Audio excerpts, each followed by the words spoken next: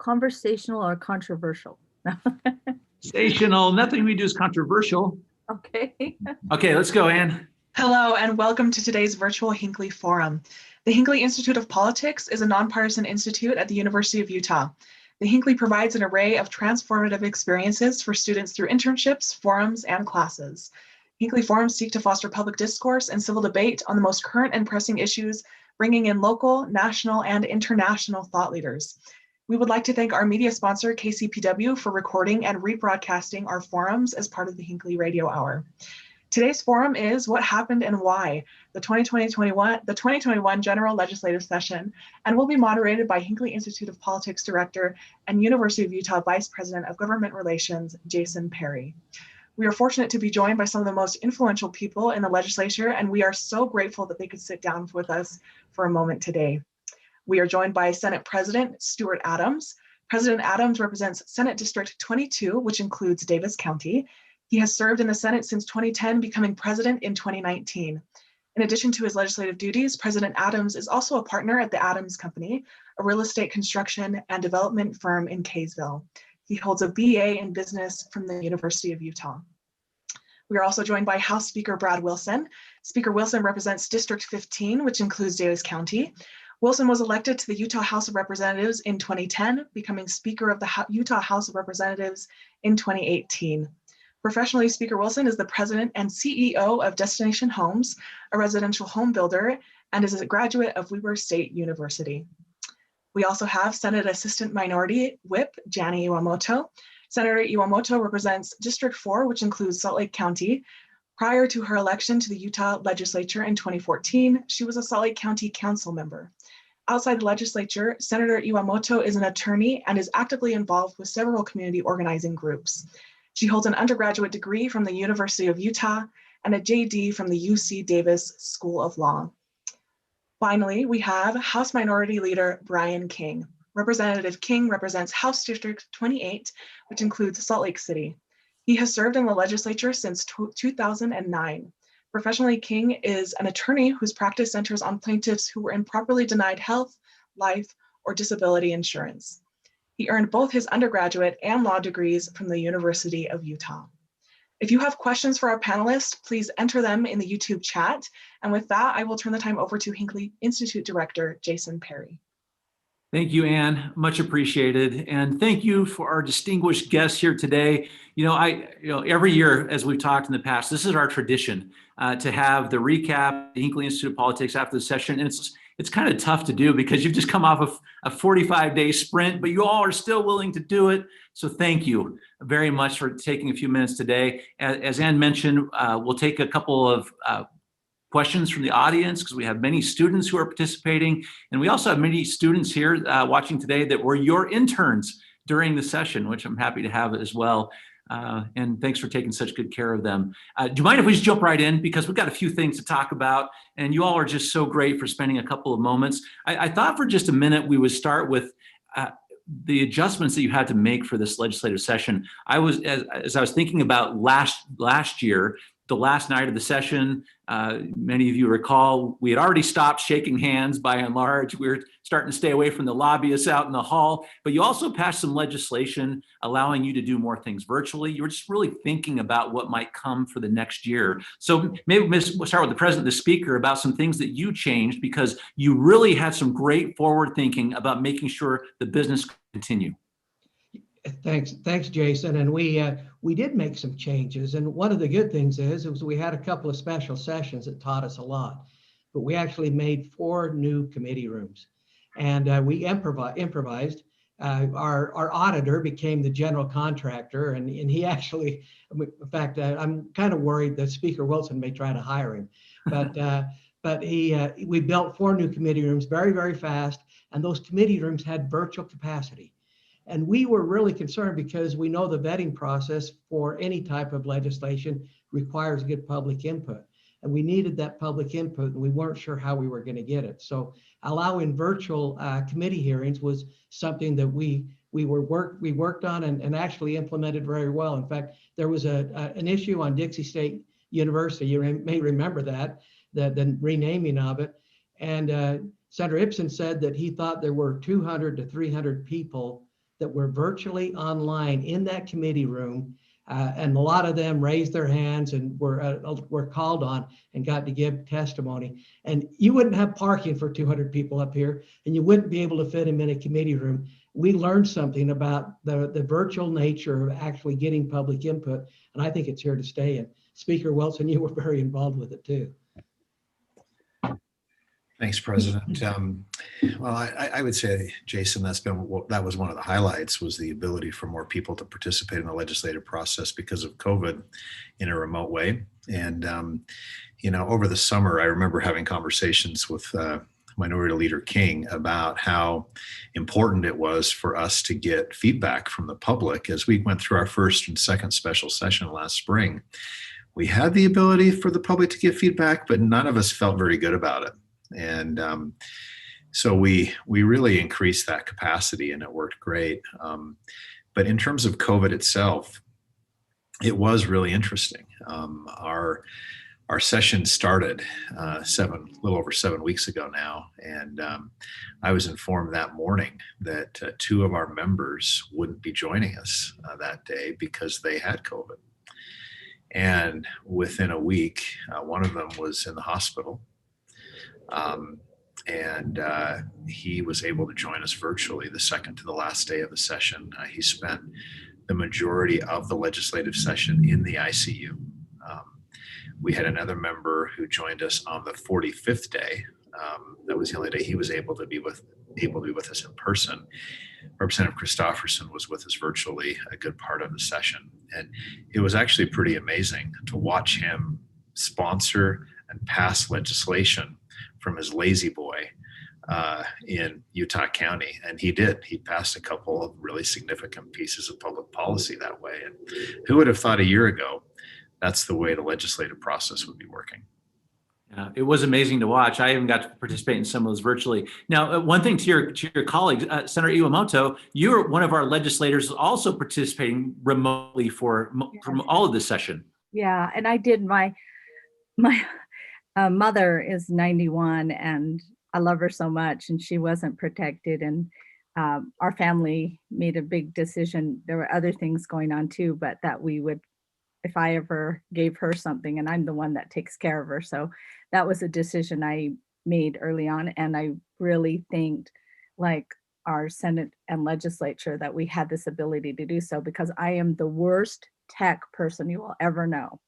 And so the day before the session ended, we had the Wi-Fi was out in Holiday and half of Mill Creek. And I was coming out the door, and then they ended session. But one thing I thought was really great too is, well, I was talking to others who were virtual, even if they were at the Capitol. And, when you have a bill to pass in one committee and you're in another, you have your own committees. And I would be running all over and totally miss bills because you can't get to one place or another. So this time I was had multiple screens, and I was able to switch over so I could be there for other people's bills and your own. So that was something that I learned was very nice for me to do that. But I really appreciated the understanding that everyone gave and the high-tech abilities of everybody else. And our Senate was very gracious to me for that. So I appreciated it. Yeah. Representative King? Yeah, one other thing that I thought was just incredible, quite honestly, was we had a few positive tests come back. For all legislators, we were told you have to test twice a week, and for the interns, they were testing every day. So we had rapid return testing at the on-site at the Capitol, and it was not a big deal for people to go in and have this nasal process taking place. I mean, it took only literally a minute to do. It was not terribly inconvenient or anything. And then you would get the results within 45 minutes. And we had a couple of staff members, I think it was the president or the speaker could maybe give the more details that are accurate. But the first couple of weeks, we had 2 or 3 people who tested positive, and there was a feeling that this was just the tip of the iceberg and that we were going to have real problems later on. We didn't have, and the president and speaker can correct me if I'm wrong, but my recollection is the last 5 weeks, we didn't have one positive test result. And I am so pleased with that. And I think it's a reflection of what happens when you have good testing available to people. And of course, we've been fortunate to see the numbers of positive tests go down across the state and across the country as vaccinations have come on, and a lot of things are that's attributable to masking more diligently and keeping social distancing, doing what we're doing today instead of gathering in person. And I'm grateful for that. But I think it's a real success story for the legislative session that we went down in terms of the number of positive tests, and we were able to complete the session without presenting to ourselves or our families or our staff any sort of a threat from a public health perspective. And Jason, Well, I just add, it was amazing success. We actually had 2 senators get it after the legislature had started. Senator Ibsen, as Representative King talked about, and Senator Todd Weiler. Both of them got it in that first week or so, and they went home for 2 weeks. And they participated virtually from home and continued on with their legislative assignments and work, and then came and joined us for the end of the legislative session. But I was amazed the spread wasn't any worse, but we tested, sent those people who were positive home, and I think it's a great success of how to manage the pandemic. I think it worked very well. Yeah, no doubt. Since we're talking a bunch of college students, this is I put it in the A category also, and because there are people who are worried that you wouldn't be able to do it at all, but not only did you, but you managed it just so well. But before we leave that entirely, I'm curious, Speaker Wilson, since you mentioned it, the online way for the public to participate, do you think this is something that's going to continue even when COVID is over? Yeah, absolutely. We were having a lunch or dinner, I can't remember what it was, the last week of the session, and I was listening to a bunch of lawmakers, Republicans and Democrats, together in the majority caucus room, talking about how much they appreciated the online participation. At least for House committees, and I can't speak for the Senate. I think we'll continue that next session. And it's just great. You can have someone that doesn't have to drive for 5 hours to testify for 3 minutes. And I was afraid we'd have the inability to control it, or we'd just have issues. But everyone was super great about it, so it was really well done. And Yeah, I'd I echo totally that. agree. I'd echo it. And we've talked about it a lot, but the example I gave you with 200 to 300 people in a committee room, that can't be replicated in person. And then for the legislator, I actually voted 2 or 3 times from my office right here. And that was really convenient for me as I was dealing with some other issues, and actually jumped into my committee room at committee hearing, and actually was able to participate in discussion and vote. So for the legislator, it was very convenient too. Yeah, I would tell you, from one of the people that needs to be on the Hill, I found everyone just as accessible this time as before, which is really saying something, given how you easily could have made it not that easy. So I'll give snaps for that for all of you as well on both sides of the aisle. Do you mind if we get into some themes? It seems like often in a legislative session there is a dominant issue, and I'm curious if you all would say there is a theme that you saw. I have in my mind as an observer. I'll save mine for just a moment, but let's just hear from you what you think a key theme and a successful effort was on your parts on both sides during the session. Representative King, let's start with you. Let's hear from your side, and then we'll go back in reverse order here. Right. Well, there are a lot of things you could say, really. I'll pick one because there's nothing, there are a lot of things. But one is, I think there were a lot of criminal justice and police reform measures that arose out of the murder of George Floyd and the unrest that we had last summer.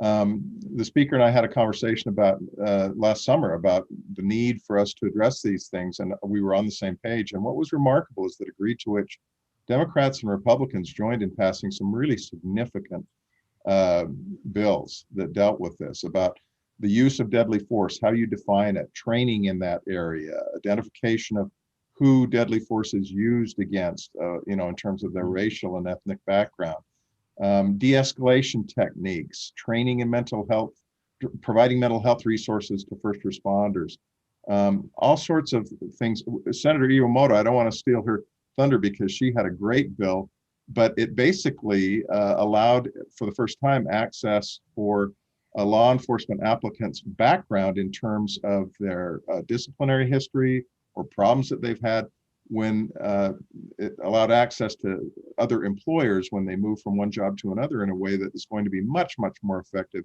at allowing for weeding out of bad apples among the public safety occupation and profession.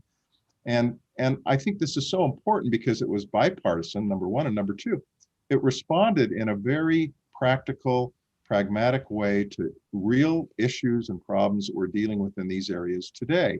There's a lot more work to be done, but I'll tell you, I was so happy with the work that was carried forward by many, many members of the legislature on that issue. Thanks, Representative. Senator Yamamoto? Yeah, the police reform was huge. After last session with the riots and George Floyd's death, it was crazy and a lot because as a legislator of color, so it was just amazing. And then how the law enforcement and everything got together, the League of Cities and Towns, and worked all through the interim, trying to weekly meet on what are the issues, what are that. And I kind of saw though during the session, there was all this momentum and move, but then in the session, I also saw kind of pushback and stuff. But I think when the bills were worked out with all stakeholders involved, like the one I had was to make sure that I liked how the stakeholders said they want to make sure that the good cops hate more than anything is a bad cop, and so they said we have to be held accountable when it's wrong, and it's very important for the public to have that perception that they can trust us. And so we have great law enforcement, and they came to the table on a lot to fill loopholes. And then I think we also worked a lot on health disparities and on the aging community, because we saw how the aging community, a lot of people became caregivers because they didn't want them in long-term care facilities, and we saw the impact on the aging. And so there were a lot of good bills like that too, and I'll just let other people talk for the rest, but it was Here. You also, I think, had the distinction, there's a campus safety bill that you ran, I think was the last bill to pass in this session. So. I feel like that bill just got caught up in some things that it shouldn't, because it was pretty unanimous bill, and not unanimous in the legislature, but we worked on it in a positive way with hundreds of students, and we had Yushi, of course, and it was kind of a consensus bill. So when it took that turn, it was kind of confusing, but we did, and I have to thank our leadership teams and stuff for helping with that too. But it was it got caught up into things that it wasn't, but it's at a good place. So thank you. Thank you. Speaker Wilson. Well, Jason, I think that one of the lessons that life has taught me over the last few decades has been that times of big disruption create a real opportunity to sort of reset and figure out kind of where you're going to be heading. And we definitely did that at the state level. And we went in and specifically I had 4 different objectives or priorities that I wanted to see us accomplish in terms of thinking about the future post-pandemic. The first is, how do we broaden the economic success of Utahns? The second is, how do we wisely invest in the future of what post-COVID looks like? The third is, how do we ensure, after all the disruption of last year, that we find a way to provide more opportunity to more people? And lastly, what is it that we can do to balance the emergency powers issues that you saw us struggle with? So those were the 4 big priorities that we went into the session with. At least from the House majority standpoint. And we were successful, I think, in accomplishing most of our objectives underneath those. And if I can just talk real quickly about maybe the second one, which is kind of connecting our investment to tomorrow. You saw a record amount of investment in public infrastructure, roads and rail in particular. Something that I'm super excited about. I know the president is. We spent a lot of time talking about this. 2 brand new state parks, $70 million enhancing existing state parks. We're going to have over 500 new campgrounds, 1,000 new day use areas across the state, and $40 million to build new trails for people to recreate on. So we do all the serious stuff, but that is a really fun investment that we made that people will actually be able to use starting this summer. Well, I think that's such an interesting point. I want to hear from President Adams. I want to get to a couple of those because I thought it was really good, and I saw it that same way. President Adams. And to me, you asked for a theme, and as I thought about it, you know, I hope everybody knows, I think it's about a year ago that the first emergency declaration by the governor was issued, 1 year ago. And I can remember going home and isolating at home, wondering what was going to happen.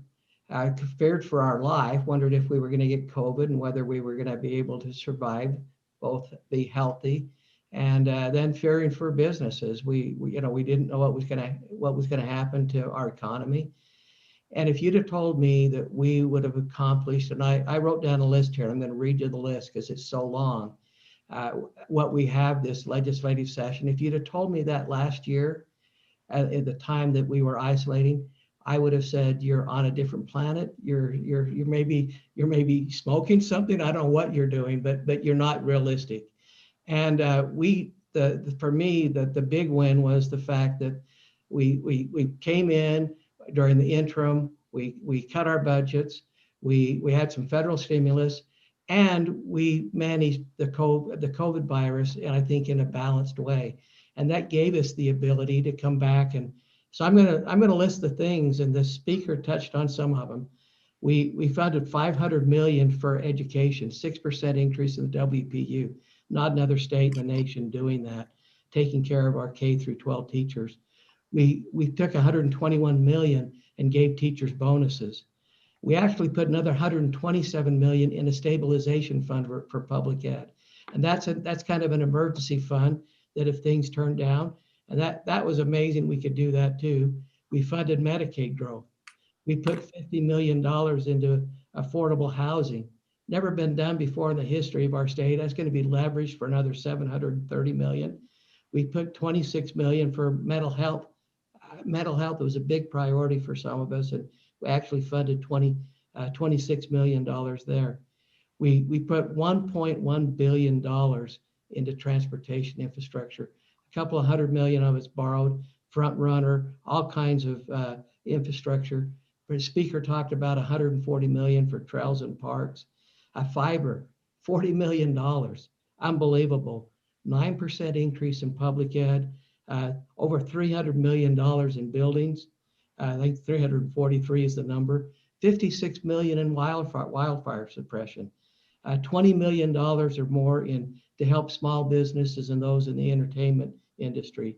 We funded economic development, Point of the Mountain, Hill Air Force Base, 75 million in inland port, and put $100 million in the rainy day fund. And we did all of that. Plus we put 400 million of ongoing in reserve because we're concerned about the effect of the federal stimulus. I mean, that's just amazing. And we did a tax cut. In my mind, none of that would have been possible if we hadn't have managed this last year right. And this is probably the most productive year economically I've seen in my history in the legislature in the middle of a pandemic. I'm in shock. I don't know quite what to say, but I think the fact we managed our affairs this last year, if there's a theme for this legislative session for me, it's exactly what the speaker said. We've managed our finances in a way that set us on a path that our future's just never been brighter in the state. And I think it was I'd rate the legislative session just for the amount of funding that we did an A.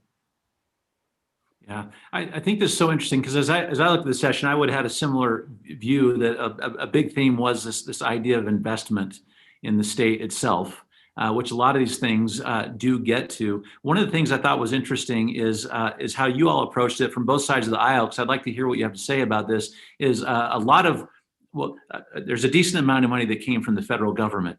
And some states decided they're going to invest ongoing programs with what might end up being one-time money. Our legislature you all took a different approach to how you're going to view stimulus funds so that you could have some kind of different view going forward.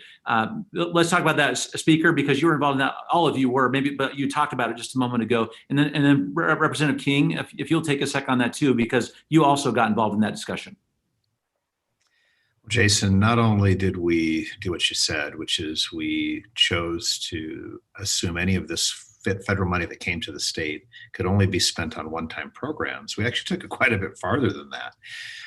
We took and said any of the stimulus money that came to the state to individuals or businesses that created income tax revenue and sales tax revenue, we were going to assume that because it was stimulus, that's going to be one time as well. So we're not going to spend that money that came in from this federal government one time infused into the economy. We're going to flip about $450 million of income tax money and sales tax money and assume that it's one time until we see whether or not that continues into 2022 and into 2023.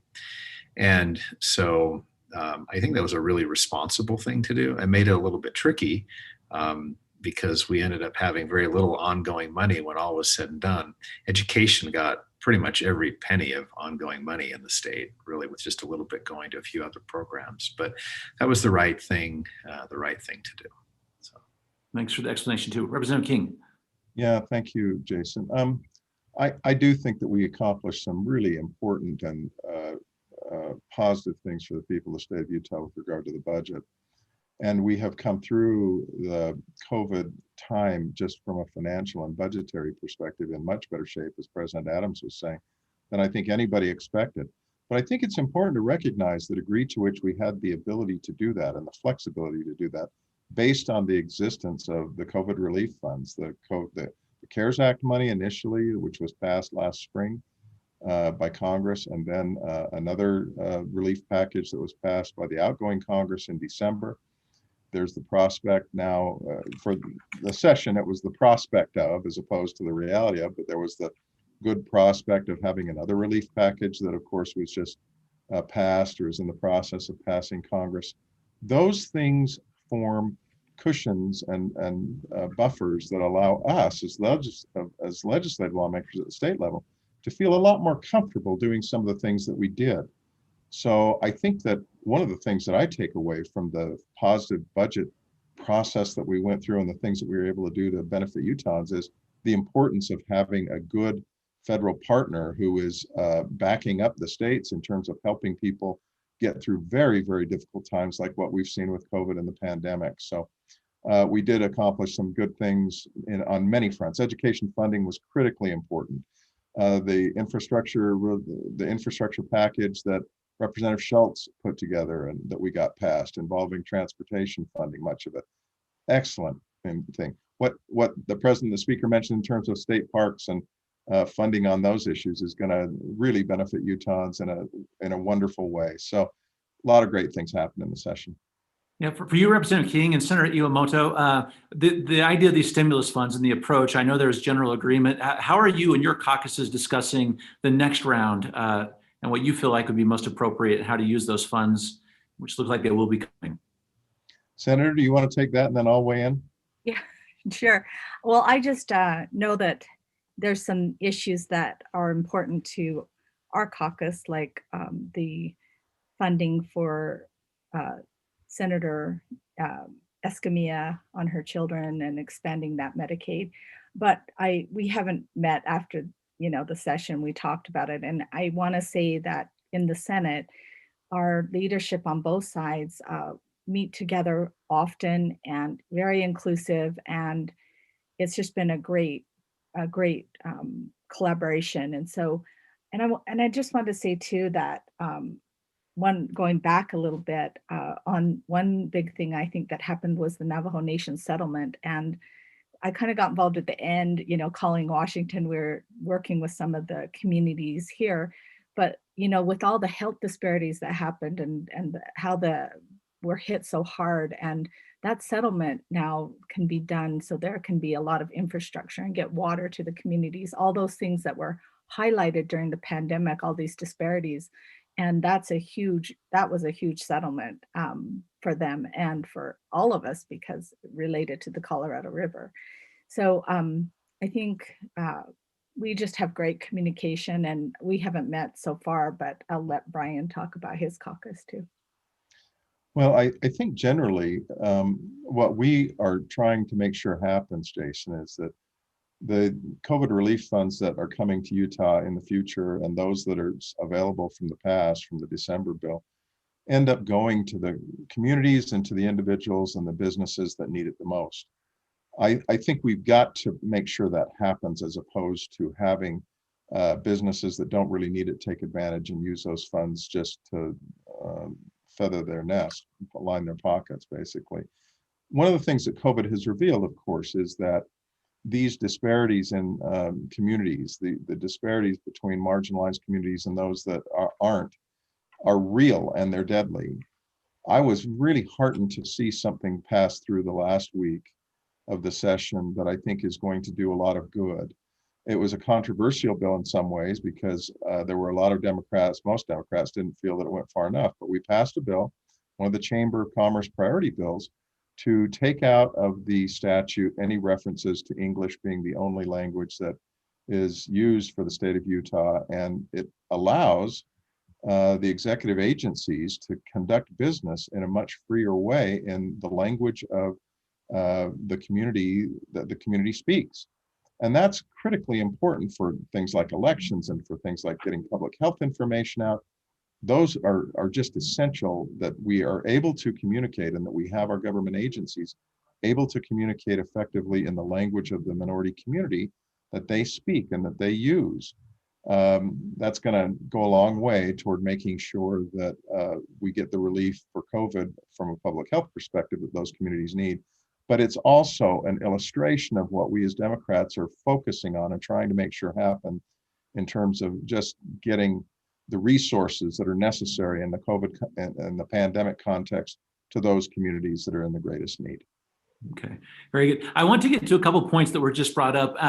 President Adams, I want to ask you this next question. It was something that the speaker mentioned a moment ago. There were some bills talking about the powers that the legislature should have, some that the governor has been wielding for some time. But I want to start just right before that. Something I thought was interesting is when Governor Cox, before the session started, gave his speech, he said to all of you, one of your former colleagues, I may be vetoing a few bills. You may recall that. But as we got towards the end of this legislative session, it seemed like this relationship with the governor was something that you're working on where you didn't get to that point. Is that true? How was it working with a new governor? I think it worked seamlessly. Governor Cox reached out to us before the session.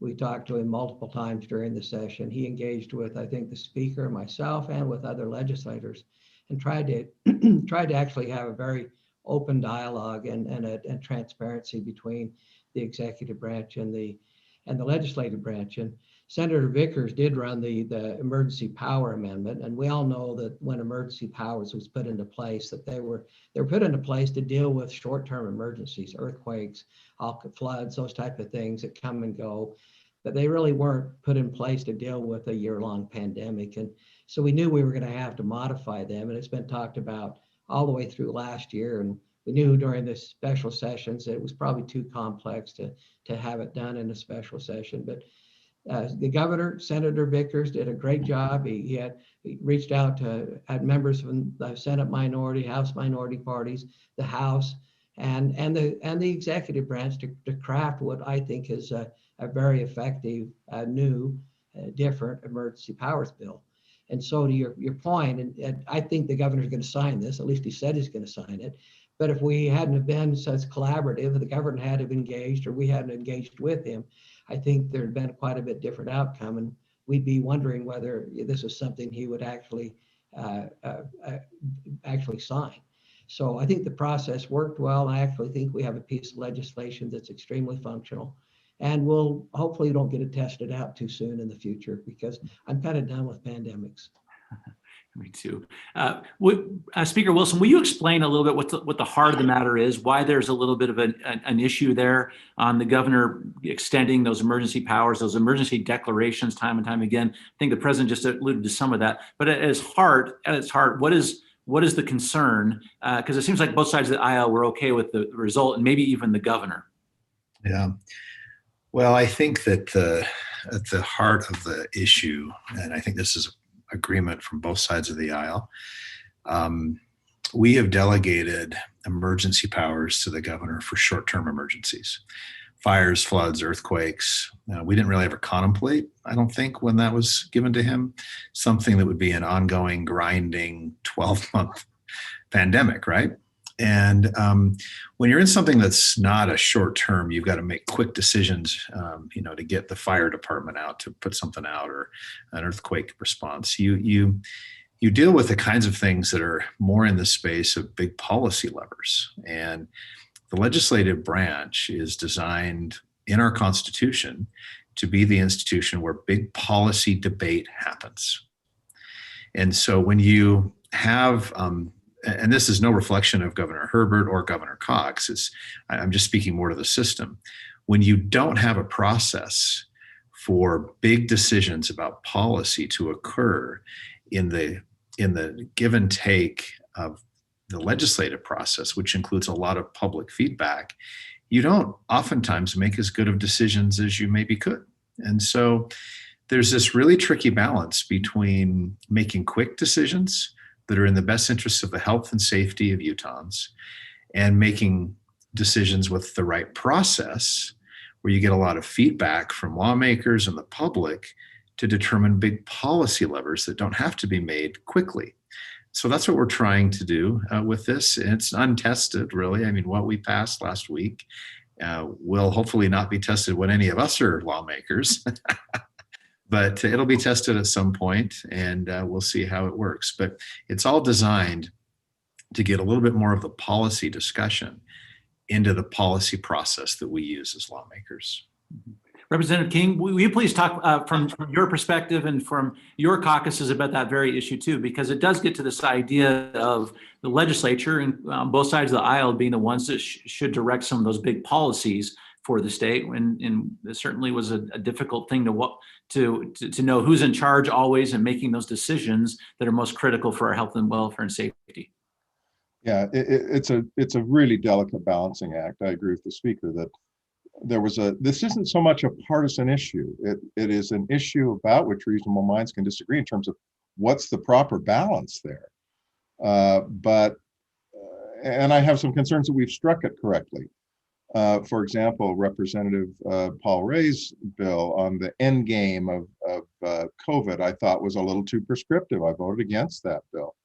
But I do think that we were engaged in the right discussion as a legislative body in terms of what's the right balance to strike between the legislative body setting the parameters for what's the right policy and what you take into account and how you deal with them, and the need for us to have an executive, a governor, and a single individual who is able to make decisions that from their perspective are wise and the best decisions that they can make on the fly based on changing circumstances. Those are really the kind of debates from a policy perspective and from a political perspective that I love, and that I think we all enjoyed carrying out at the legislature. I thought that both Representative Ray and Senator Vickers did a great job in getting input from both sides of the aisle and from a variety of different perspectives about where we should land on that in both the bills that we passed relating to executive power in a pandemic. And I think that in many ways they were good bills. There were some things about each one of them that gave me some heartburn, but I really thought it was a discussion that was carried out well and in good faith and with a lot of stakeholders brought to the table. And I was happy for the most part with the process itself and how we went about it in the legislative session. Senator Iwamoto, please. Yeah. So Senator Escamilla and I were on the task force with Senator Vickers, and we spent a great deal of time. And then the House had 3 different committees they were working. It was, I want to make clear that the first 30 days is hands off for state and local. And then it was after that when there's an ongoing pandemic, what do we do? So after that too, there would be in the legislature a bipartisan committee with experts with, it's an earthquake, maybe it would be, different committees, chairs or whatever that work, but it would be a bipartisan committee. We could go back and say, hey, do we need to convene? And then we would come back in a special session, and then it goes on from there. We wanted to, I think what was hard for our legislators is that we would get so many public, emails and everything, but we didn't really know what was going on. We couldn't really, and the pandemic was new for us as well.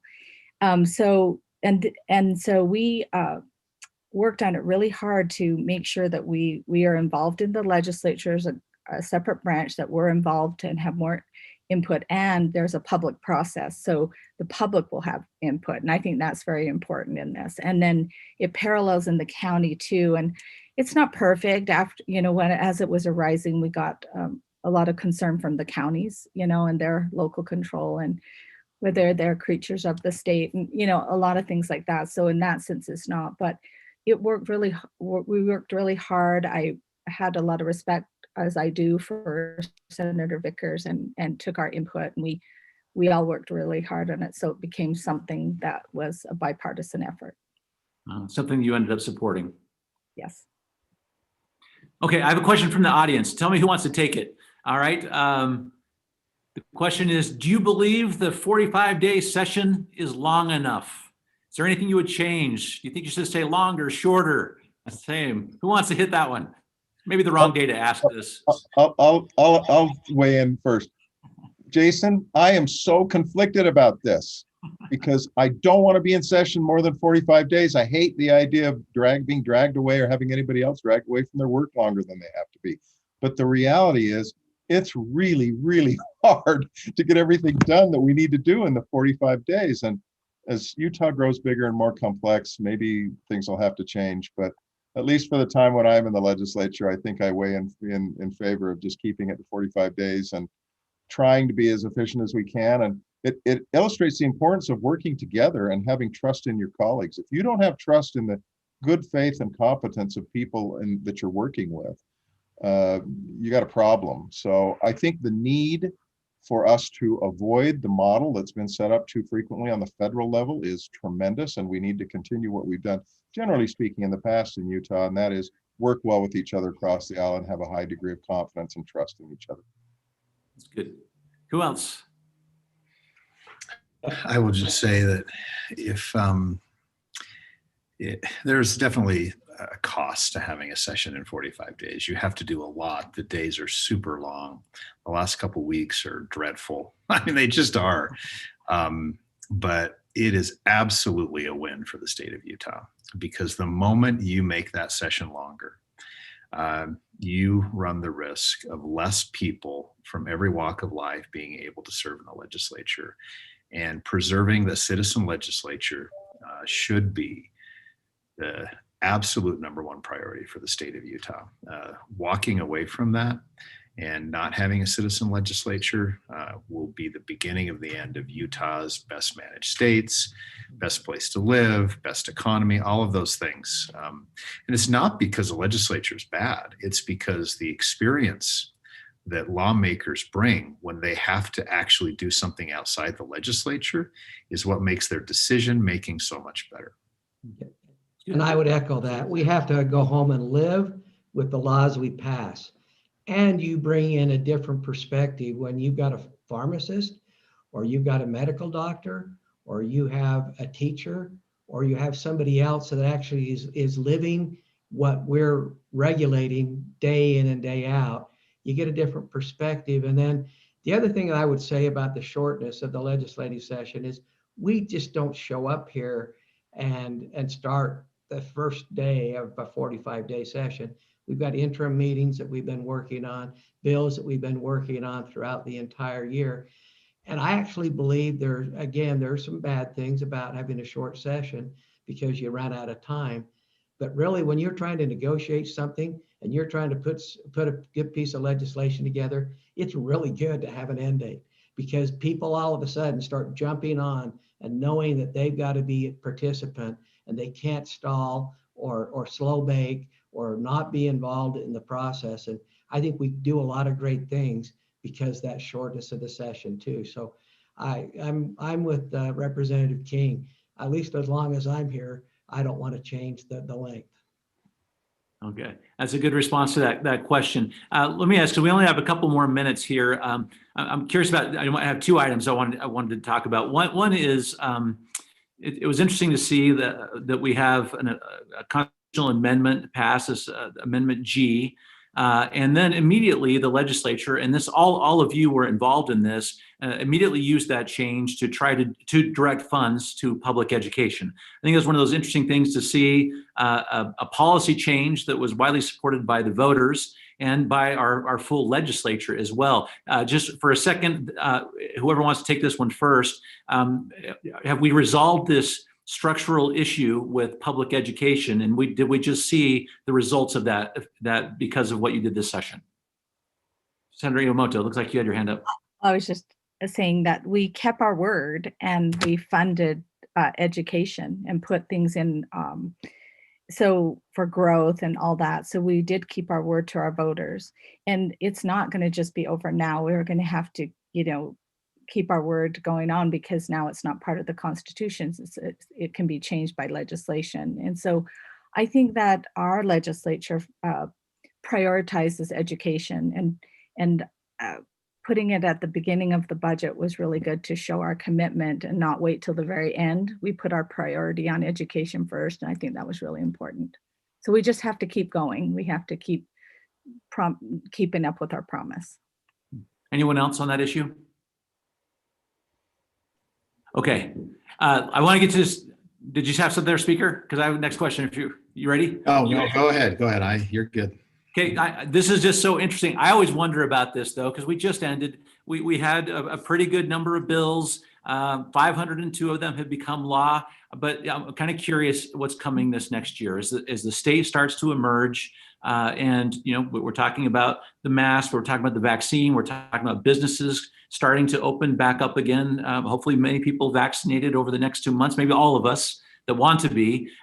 What are we seeing over this summer in terms of maybe special sessions, or what's going to be coming for this next session, something on your list that this just led to? Let's hear this for the last 5 or 7 minutes. What we have. President Adams? Yeah, I'll go ahead and lead on this one. First of all, I have to say that it's great to be in Utah.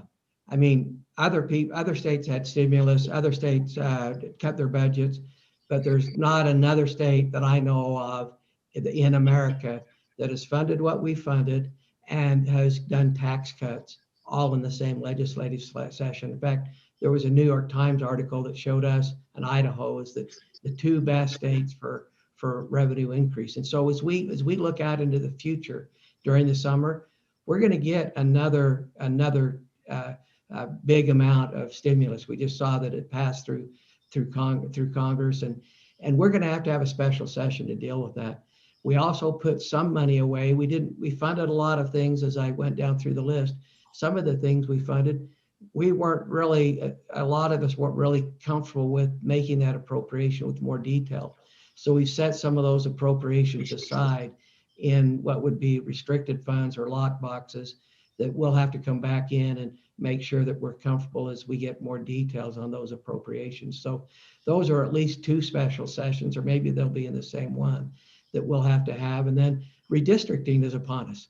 Mm-hmm. And we're going to have a special session for redistricting. And all that's going to go on through the summer. And we're a little late with some of the data on that. So that may be delayed till the fall, but it will be an active, even though we're only 45 days, it isn't going to stop, and we're going to still be active through the interim process. It sounds like more than 45 days now. So you better get a rest today while you can. Speaker Wilson. Well, hearing the president go through all that makes me want to take a nap. So he's right. We're not done with this yet. And what Congress appears to be doing, I mean, I have my own opinions. I think it's insanity. It's absolute insanity. And I am so angry about what's happening back there when I look at my kids and look at how we're literally mortgaging their futures with this debt. They're going to send billions of dollars to states like ours, Jason. And we already had $1.5 billion surplus. And there's something to be said for having the federal government in a time like this in a very targeted way send resources to industries or organizations that have been disproportionately affected. But that's not what they're doing. Washington is sending money out in a very irresponsible way. And so we're going to have to deal with that. And it's going to create a lot of unintended consequences in our economy, in our state. It's going to, I mean, I have my own opinions, and I don't think it's going to be good. So we'll deal with that to the best of our to the best of our ability, do the best we can. But there's other big issues, right? I mean, we've been the fastest growing state in the country for a decade, best economy in so many different ways. A lot of people want to live here, and that creates things that need to be worked on. So we'll be back at it, dealing with everything from road congestion to growth issues. There's probably things we need to look at in terms of how our economic development strategy works, even though we did a big revision to that this last session that just ended last week. And so we'll be at it. I also think there's a lot of questions about education governance at the local level, at the state level. What do we need to do to make sure that our school kids are getting the education that they need, and that our governance model matches the best available system that we can find? So we'll be at all the things the president described, plus maybe a few things that I just threw into the recipe. That's a lot. Thank you for that. Representative King. Yeah, following up on some of the things that the speaker mentioned, I think that we dealt with, in a very positive way, a lot of things that we're going to continue to need to deal with, and they're not going away. Specifically, things like education funding. We had a great a lot of money that we put into education just in this last session, which was wonderful. But we have continuing needs because we're growing, and we continue to have teachers that are on the low end of the pay scale. And so we'll have to address that. I think we're going to have to address affordable housing. As the growth in Utah comes, we need to be able to get to a point where we can make sure that we have the kind of housing available and affordable to people that they need. We're going to continue to need to, I think, carry on some of these criminal justice reforms and pick up where we left off during the session and move the ball down the field in that area too. So just a lot more work of good things. The last thing I would say, though, moving forward, Jason, is there are some really divisive cultural bills that we did not deal with. From our perspective as Democrats, I think I speak for Senator Ramono in saying this, we dealt effectively with keeping bottled up some bad culturally divisive bills dealing with transgender issues, bills dealing with abortion. I think that we do better as a state, and we do better as a legislature when we're not consumed with fighting these cultural issues that people really, they're resolving themselves over time on a larger cultural basis as opposed to a political forum. And I think that's where they ought to be fought out and resolved, is on a larger cultural basis as opposed to in state legislatures. So my hope is that next session and the sessions after that, we can deal with those culturally divisive issues in the same way that we dealt with them this time, which is to say, not allow them to consume our time and energy. Senator Yamamoto, we'll give you the last word on that one, on that particular topic. Oh, I agree. I think those became very divisive for our legislature, and there's no real clear answers. And so I think that's something I agree with, and I agree with everything they said on what we're going to be doing. And it kind of made me, last session, it just rolled right into this. And I might say something, though, that I think everybody agrees on. We have the most amazing researchers and fiscal analysts and budget. I mean, I don't know how they do it. So I think they need a break too. But they wouldn't probably not want a larger 45-day. And I got lots of emails from constituents that said, why are you not a 30-day legislature? So anyway, thank you. Yeah, thank you for that. And I say one comment, because we didn't get to that point, but several of you mentioned it. A good amount of money did go into homelessness, $50 million from all of you, and also leveraging private industry to help on that particular issue. I thought I just mentioned a couple of those numbers because that was huge also.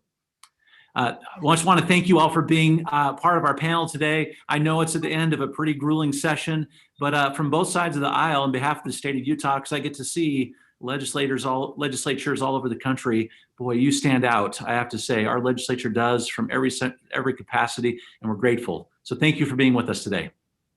Thanks, Jason. Thank you, Jason. Thank you. And thank you all for joining us online as well. Thank you. Have a great day. Appreciate what you do. You too. Bye.